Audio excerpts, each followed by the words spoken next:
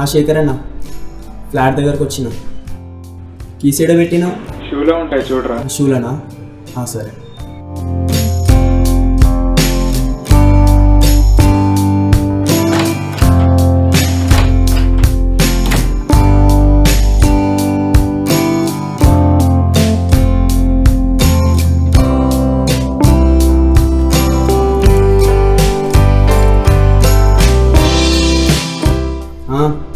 Thank you అన్న.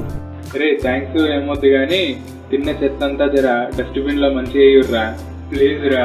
పోయినసారి మీ friend Yashwant గారు కప్పుకొని గలీజ్ చేసిండు. ఇప్పుడు వాళ్ళు ఎవ్వరు లేరన్నా, నేను ఒక్కనే వచ్చినాను. సరే నువ్వు ఎప్పుడు వస్తావు అన్న, కలిసి దాకా మాట్లాడదాం. డ్యూటీ 5:30కి అయిపోతుంది, 6 వరకు వచ్చేస్తారా? ఓకే అన్న, సరే.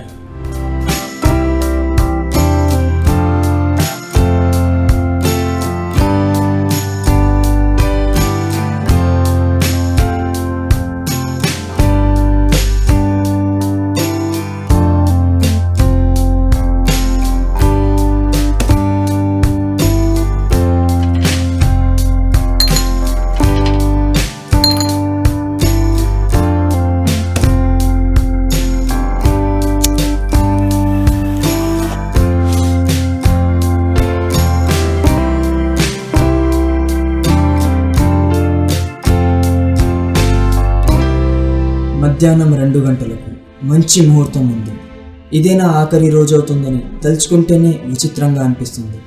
ఎన్నో ఆశలు, ఎన్నో కలలు, నా జీవితాన్ని చాలా అందంగా ఉంచుకున్నాను. నేను ఈరోజు ఇలా సూసైడ్ చేసుకుంటానని ఎప్పుడూ అనుకోలేదు. నా పేరు నిఖిల్, డిగ్రీ ఫస్ట్ ఇయర్ చదువుతున్నాను. అమ్మ చిన్నప్పుడే చనిపోయింది. నాన్న వేరే ఆమె పెళ్లి చేసుకొని వెళ్ళిపోయాడు. నన్ను అమ్మమ్మ తాతయ్యలే కంటికి రెప్పలా చూసుకుంటున్నారు. ఇంతకీ నా చావుకి కారణం ఎవరో చెప్పలేదు కదా, తన పేరే ప్రియా. ప్రియా నా బాధకి, నా సంతోషానికి, నా చావుకి కారణం. ఒకరినొకరిని ఇష్టపడ్డాను. కాలం కుళ్ళుకుందేమో, తను నా నుంచి దూరమై 6 months అవుతుంది. తను నా కారణంగానే చనిపోయింది బైక్ యాక్సిడెంట్లో. నేను పోయినా బాగుండేమో అనే ఆలోచన నన్ను పదే వెంటాడుతూ ఉంటుంది. ఈ 6 నెలలు నరకం చూశాను. అందరూ కౌన్సిలింగ్ ఇచ్చారు, కానీ నా వల్ల కావడం లేదు. దుఃఖం వస్తుంది, బతుకుపైన ఆశపోయింది. కానీ చావంటేనే భయం, ఎలా చనిపోవాలి నొప్పి లేకుండా. కానీ ప్రతి చావు వెనుక నొప్పి ఉంటుంది. ట్రైన్ కింద పడిపోదామా, సముద్రంలో దూకేద్దామా, ఉరి వేసుకుందామా, మెడ కోసుకుందామా, ఏదైతే ఏం సద్దామని డిసైడ్ అయ్యాక కొంచెం ధైర్యం తెచ్చుకొని చావాల్సిందే.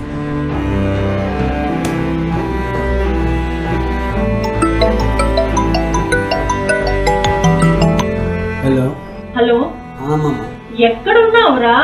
చిన్న పని మీద శేఖర్ అన్న ఫ్లాట్కి వచ్చి. ఇంటికి ఎన్ని గంటలకు వస్తావురా?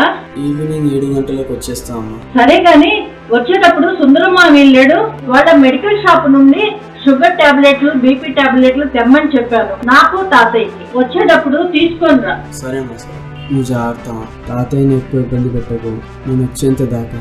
ఏంద్రా బొరుతాయ్, ఎక్కడికో వెళ్తున్నట్టు ఏదేదో మాట్లాడుతున్నావు. ఇంతకీ ఇంటికి వస్తున్నావా లేదా సాయంత్రం? సరే వస్తానులే, రాకేడికి వెళ్తాను. సరే అమ్మా, వేరే ఫోన్ వస్తుంది. పిచ్చిది, నేను చనిపోయాక ఎంత ఏడుస్తుందో.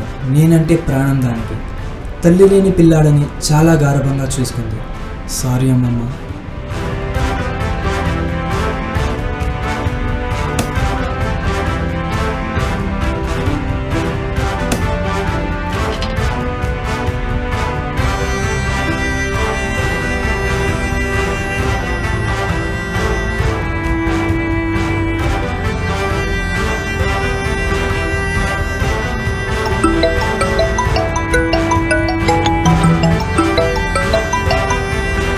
హలో యశ్వంత్. అరే ఏడునో మామ, చెప్పకుండా శేఖర్ అన్నప్పుడు మంది అవుతున్నావు కదా?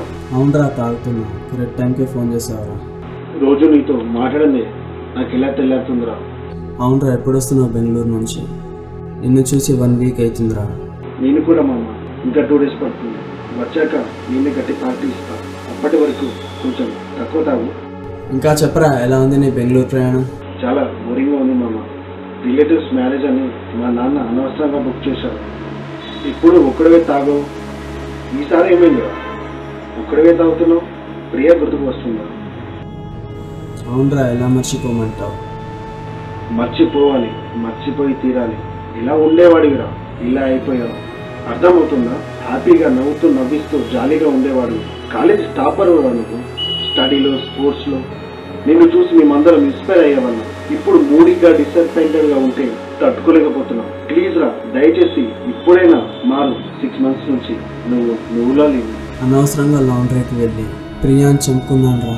నా చేతులారా నాకు శిక్ష పడాల్సిందే. ఏరా పిచ్చి పిచ్చిగా ఉందా? అది దేవుడు రాసిన రాత, దాన్ని ఎవరు మార్చగలరు? ప్రియా సోల్ ఎక్కడున్నావు? నువ్వు సంతోషంగా ఉండాలని కోరుకుంటుంది. నువ్వు ఏదేదో ఆలోచించి నిన్ను నువ్వు నెగిటివ్ గా అనుకోకు. నువ్వు మా అందరికి ఇన్స్పిరేషన్ రా. ఒకప్పుడు నిన్ను చూసి నీలా ఉండాలి, నీలా థింక్ చేయాలి, నీలా బతకాలి అని అనుకునేవాడిని. ఇంతేనా? నువ్వే మామ. నువ్వు చాలా స్పెషల్ మామ, స్పెషల్.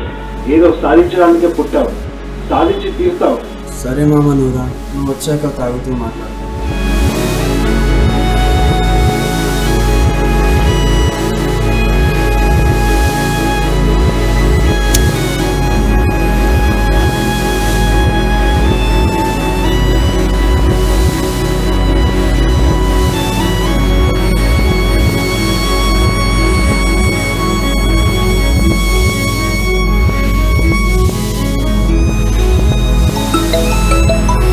బాగున్నావా నాన్న?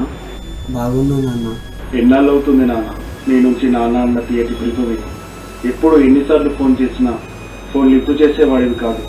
లిఫ్ట్ చేసినా సీరియస్గా మాట్లాడి కట్ చేసేవాడు. ఇప్పుడు ఇలా తీయగా మాట్లాడుతుంటే చాలా సంతోషంగా ఉంది నాన్న. ఎలా ఉన్నావు నాన్న? పిన్ని ఎలా ఉంది?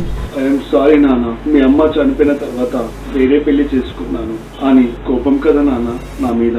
కోపం కాదు నాన్న, బాధ. అమ్మ చనిపోయి దూరమైంది, నువ్వు మరో పెళ్లి చేసుకుని దూరమయ్యావు. ఒంటరిగా ఉంటే తెలుస్తుంది నాన్న నా బాధ అంటే ఏంటో. కొన్ని కారణాల వల్ల చేసుకోవాల్సి వచ్చింది నాన్న. నువ్వు ఇంత బాధపడతావని ఆ రోజు నాకు తెలిసి ఉంటే నేను చచ్చినా చేసుకునేవాడిని కాదు నాన్న. ఏది మన చేతిలో ఉండదు కదా నాన్న. అలా జరగాల్సింది జరిగిందంతే నాన్న. నువ్వు చిన్నగా ఉన్నప్పుడు మీ అమ్మ అనేది నువ్వు చాలా స్పెషల్ అని, అది నాకు ఇప్పుడిప్పుడే అర్థమవుతుంది. ఏం కావాలి నాన్న? నా నుంచి ఏం కావాలో చెప్పు. నా తల తాకట్టు పెట్టైనా నీకోసం ఏదైనా చేస్తా. ఒక్కసారి నేను హద్దుకోవాలని ఉంది నాన్న. నాన్న నాన్న, రేపు మీ ఇంటికి వస్తాను నాన్న, చూసుకో.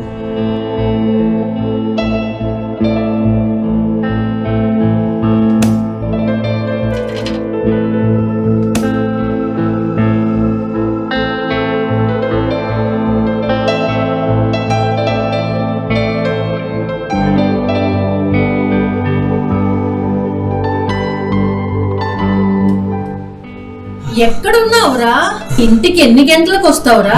బాగున్నావా నాన్న? ఎన్నాళ్ళు అవుతుంది నాన్న నీ నుంచి నాన్న అన్న తీయటి పిలుపు విని? నాన్న రోజు నీతో మాట్లాడింది నాకు ఎలా తెల్లారుతుందిరా? పిచ్చి పిచ్చిగా ఉందా? అది దేవుడు రాసిన రాత, దాన్ని ఎవరు మార్చగలరు? ఎక్కడున్నావురా? ఇంటికి ఎన్ని గంటలకు వస్తావురా? బాగున్నావా నాన్న? ఎన్నాళ్ళు అవుతుంది నాన్న నీ నుంచి నాన్న అన్న తీయటి పిలుపు విని? నాన్న రోజు నీతో మాట్లాడింది నాకు ఎలా తెల్లారుతుందిరా? నేను చావనా? ఏరా పిచ్చి పిచ్చిగా ఉందా?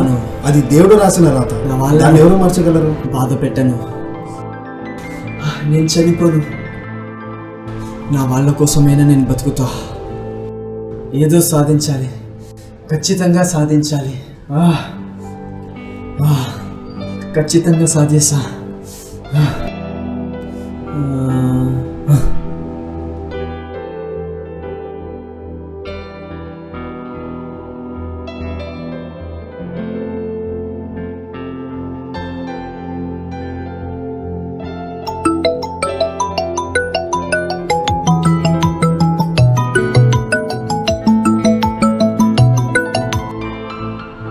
అన్న రే, ఎన్నిసార్లు బిల్లు కొట్టాలి, ఎన్నిసార్లు ఫోన్ చేయాలరా? డోర్ది ఫస్ట్. తీస్తున్నాను.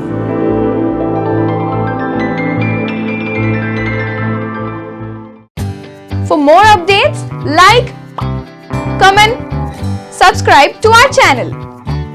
Hey darlings, గంటని click చేయడం మర్చిపోకండి.